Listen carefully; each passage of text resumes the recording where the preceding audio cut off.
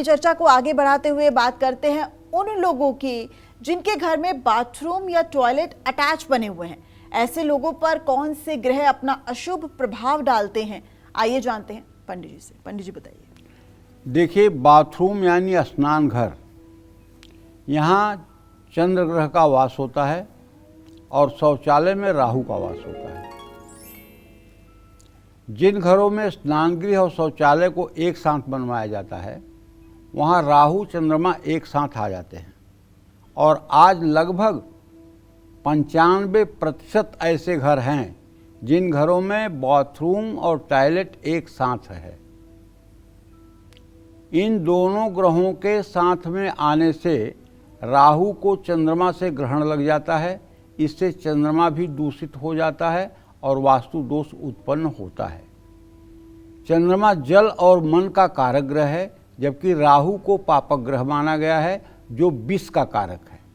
Bathroom और शौचालय को जोड़ देने से जल और विष की युति बन जाती है।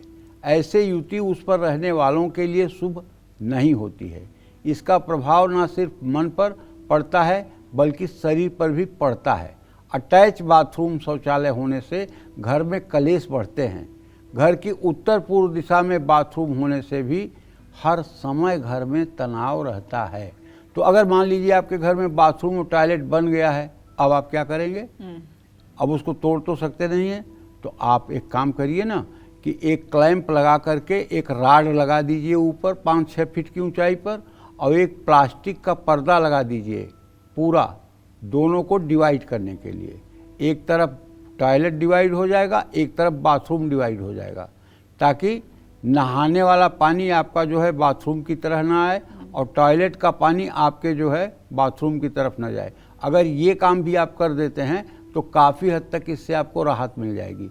बस ये है, जैसे प्लास्टिक का पर्दा आता है और वो मतलब कि खोलने वाला बंद करने वाला होता है, उसको आप लगा दीजिए, दोनों पृथक हो जाएंगे, एक पृथक हो जाएंगे, इसका दोष अपने आप खत्म हो जाएगा। लेकिन ईशान कोण में अगर बाथरूम है तो हर उपाय करके आप देख लीजिए, अगर कुछ भी आपको राहत मिले तो बताइएगा, क्योंकि इसका कोई सलूशन ही नहीं है, क्योंकि वो ईशान कोण है, भगवान शिव का स्थान है। भगवान के शिव के स्थान पर आप गंदगी करोगे तो कैसे सुखी रहोगे भाई?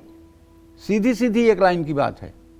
जैसे घर के ब्रह्म स्थान में, ब्रह्म स्थान कहते हैं घर के एकदम बीचों बीच केंद्र को, घर के लंबाई चौड़ाई को अगर नाप करके वो एकदम जैसे कोने कोने से एक एक रस्सी ले आइए और बीच में दोनों रस्सियां आपस में जहां एक दूसरे को काटें, वही घर का ब्रह्म स्थान होगा।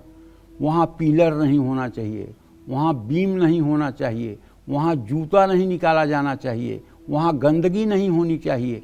घर का ब्रह्म स्थान जितना साफ सुथरा रहेगा, परिवार की उन्नति उतनी ही अच्छी होगी। अगर आप घर अब बनाना चाहते हैं तो इस बात का ध्यान रखिएगा। अगर बन गया है तब तो कोई बात ही नहीं है। जय मां विंध्यवासिनी।